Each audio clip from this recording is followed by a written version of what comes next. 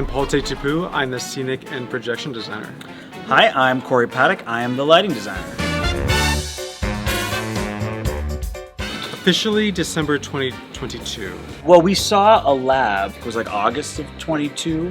We went to see a workshop just as like friends of Marc. But then we secretly started designing it. But as we were sitting at the workshop, I was like, oh my God, I want to do this if this ever actually happens. At the time, there was no planned production. It was just a workshop.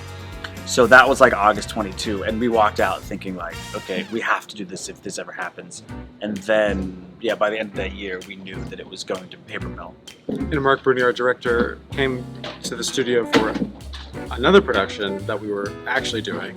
And I said, I have a few images, and it was like 1,200 research images, all plated out on. It was crazy.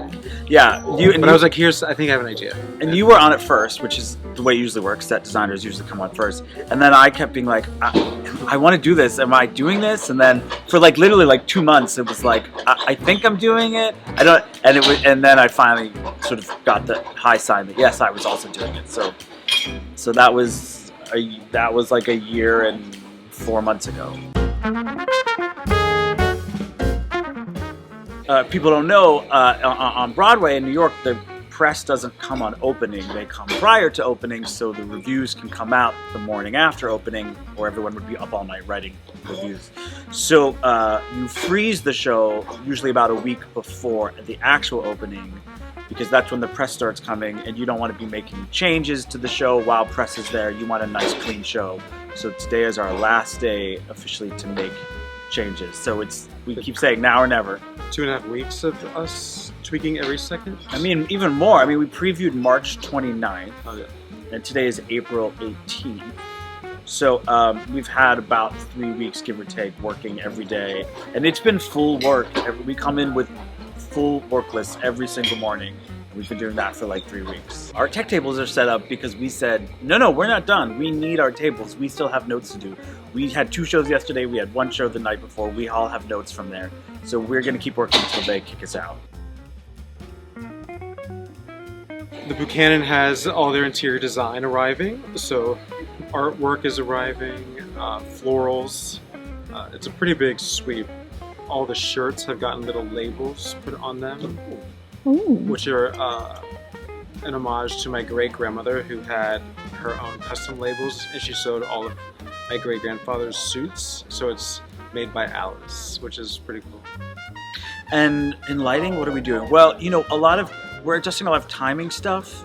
As the show settles in, the actors become more consistent in their timing and where they stand on stage, and so we sort of keep an eye on that and track that as we're going.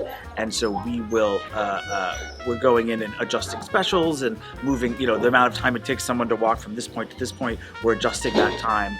So just really trying to hone it in as much as we can until they don't let us. My other half of the brain, video, is in sync with that as much as possible, which we're getting there. Yeah, and there are still moments where it's like, oh, the lights appear to be fading in this speed, and the video appears to be doing it at a different speed. We should try to sync those up. And there's so much to watch in the show that every night, as much as I'm seeing, I'm also missing. So I will watch, like I watched last night, and I saw things. I was like, how have I not seen that for the past week? And it's just because there's so many things to watch at every preview that, and we move around to different seats, and I see different things, and I see different issues that need to be addressed, and so we just continue to keep tweaking all that. I mean, I'll go first because mine I think is probably smaller because I'm just one department. So I'm the lead designer. I have an associate, I have an assistant, I have a moving light programmer, I have 2 production electricians, I have a head electrician, a deck electrician who also deals with pyro, 3 follow spots, and a house electrician. That's the lighting. My department sort of starts before we come in to the theater, per se, in the studio, where my associate Caitlin Peterson has been on this for a year, and we've had 2 assistants in the studio, but now they're in the room. It's Caitlin's now managing the props department, which consists of 3 heads who are the facilitators and like the designers, per se, of all of the handheld and artwork and decorative elements. And then there takes another crew of 4 on stage to manage those props. And then deck carpenters, there are 3. There are 2 video techs that are in the building. There are 15 people on stage right now from Connecticut, from Show Motion and Scenic Art Studios. That's not even including automation and video team of programmer, assistant video designer, associate video designer. It's a lot. We're very grateful for everybody. We can't do it by ourselves. We would be lost. So our teams are critical to us. I'll say, knock on wood, from walking into Paper Mill, like the stage management team was so far in advance in conversation with it that it really never was like impossible. Like they never said this will never work. Yeah. And they are the most oiled machine that come from Backstage every night when we have a production meeting. And I think like, oh my gosh, all those people just made that happen, and they do it again tomorrow, and they do it again, and they do it again. And there is an entire choreographed show Backstage of non-actors. That's what I was going to say. It's like 2 giant jigsaw puzzles that also have to work together. There is a huge jigsaw puzzle on stage, which is more of what Paul has figured out over the past year, which is there are so many moving pieces. To the certain extent, sometimes we go like, wait, does that piece conflict with this piece? We're not actually sure, because and there's like multiple tracks in each wing, and this has to be able to come on while this is coming off, while another piece is flying in, and none of them can touch each other while they're moving. And there were things we discovered at Paper Mill about how pieces interact with each other. So everything you see on stage, like I always love the transition into the first Buchanan's, because there's like 9 different lanes there's like multiple lanes of people moving, and then you have 2 pallets coming on from left, 2 pallets coming on from right. You have the video gates opening, the Buchanan wall flying in, and the upstage banisters running in. I mean, that's like every one of those things is happening in its own lane, and everything has to stay in its lane, or people would crash into things, scenery would crash into people, and like everything is that precise. And that's the way it is the whole show, is things are just like barely getting in and aligning up, and it's been designed to an inch of its life. And then Backstage, there's a whole nother version of that, about how they get everything on stage. If you ever go back and watch, have you watched the intermission shift? I mean, it's wild. Like everything gets like pulled down and moved around and pushed back up, and like the intermission shift is wild, and it's happening the entire show back there, just to move everything around. And we're on one of the biggest stages on Broadway, and it's still wild back there how it all fits. And you know, we can figure out our part in advance, but they can't figure out their backstage stuff until we get in the room. And that's another big part of the process. Is I love how it all integrates with it. We collectively love how it moves, and we think about that before. I thought about how the show moved before actually any aesthetics were applied to anything. And every morning at 7 a.m. we'd be like, well, what if this lived in this, and switched it? It didn't stop, and we became like obsessive with it. And I think the homework proved useful. Yeah, and also I would give credit to Marc Bruni, our director, because one of his strengths, and this comes from years of doing like Jerry Zach shows and Kathleen Marshall shows, is like he knows how to move a musical, and he knows what scenes, how much room he needs for a scene, like down to the inch. And so there was one point where we wanted to swap 2 pieces of scenery, and he was like, I need that 6 inches, I need that foot, and he knows I can do this here, and then open up and move them up there, and between Marc and Paul, they figure out that exact geometry of exactly how much room every scene needs. And it really pays off, I think, particularly in Act 1, in which we never repeat a location, and every new scene is a completely new look. And the feedback that I've gotten, and I feel it even watching, is just like, where does it keep coming from?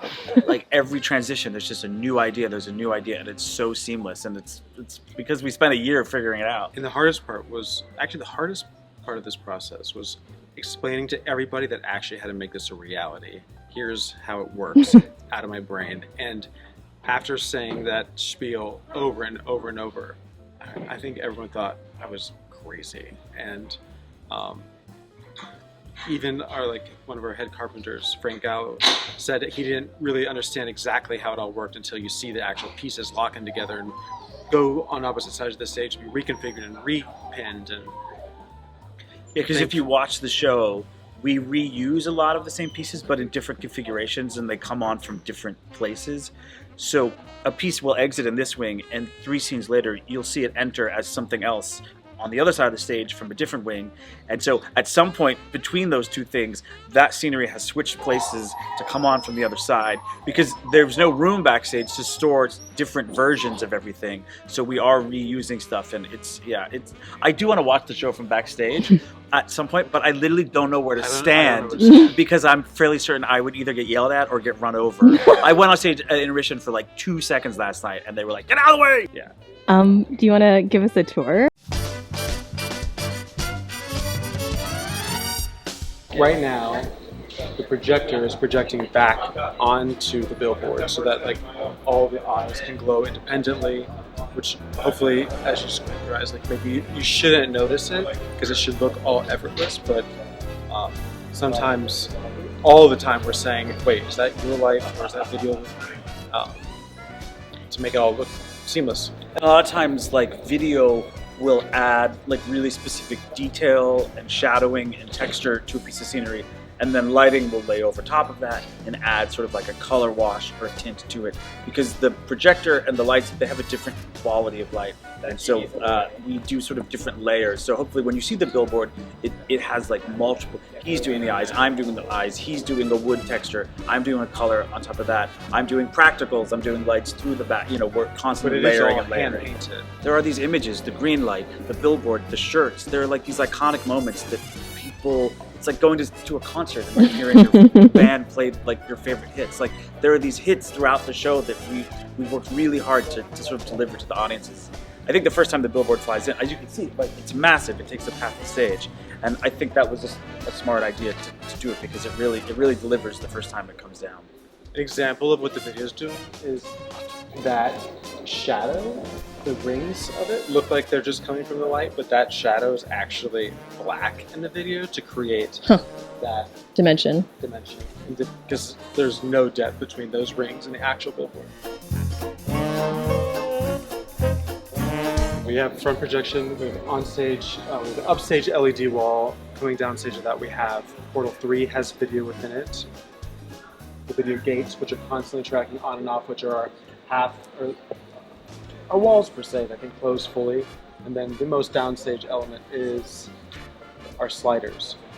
So they all have LED, and then the computers are all talking to each other so that the video projector we can then project back onto the architecture, so it looks like it's like really sharp or like architecturally lit if he doesn't have a lighting instrument that's there. And what's amazing about what the video can do is the video system knows where the scenery is at times. So as the scenery moves, both the front projection and the video can accommodate for where the scenery is. And so like if the back wall is moving, like sometimes in the show, secret here, we actually move that back wall to get scenery in and out, but you'll never know it, hopefully, because the content stays exactly in place as the wall sort of secretly goes up and down. And we do a lot of sort of tricks like that throughout the night.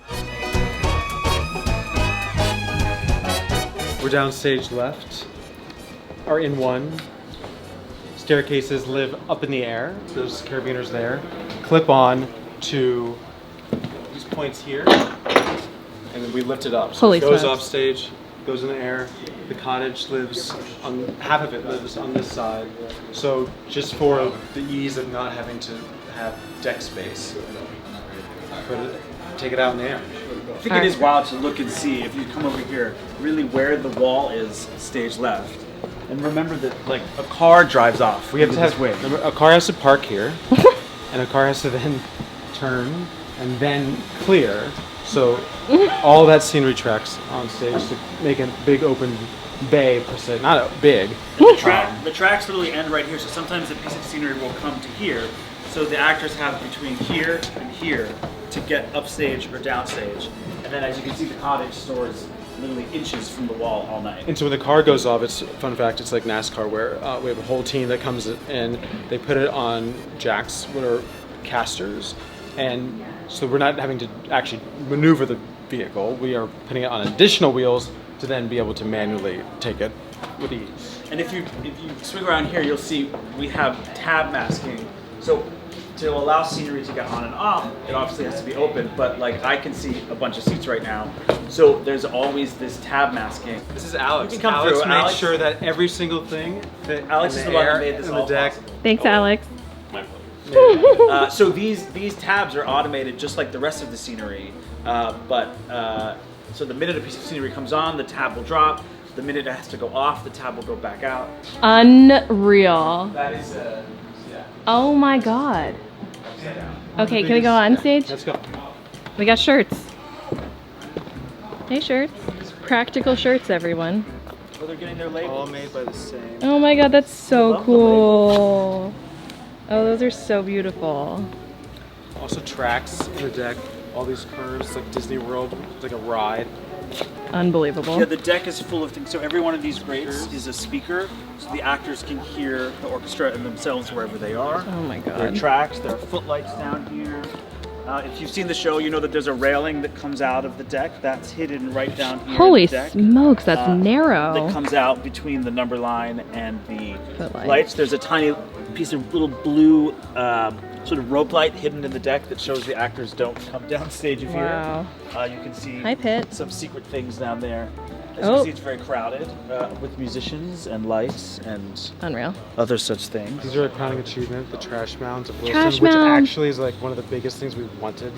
We have Prop Nation back there. Our stage manager, Brian, calls the show from a little perch up there. Oh my A lot of God. people don't know that on Broadway, stage managers are actually backstage, not front of house generally. So he sits up there, he's got monitors and all sorts of buttons, and he can manage the whole show from up there. There's Doc. He's skinny. Wow. But all that dimension, y'all did your work. Everything is in the air. So like Act 1, first half is there. Oh. And we call these barges. So there's like furniture and like prop pieces that they'll fly in, unload the barges, do half the act, redo it, then bring down this one.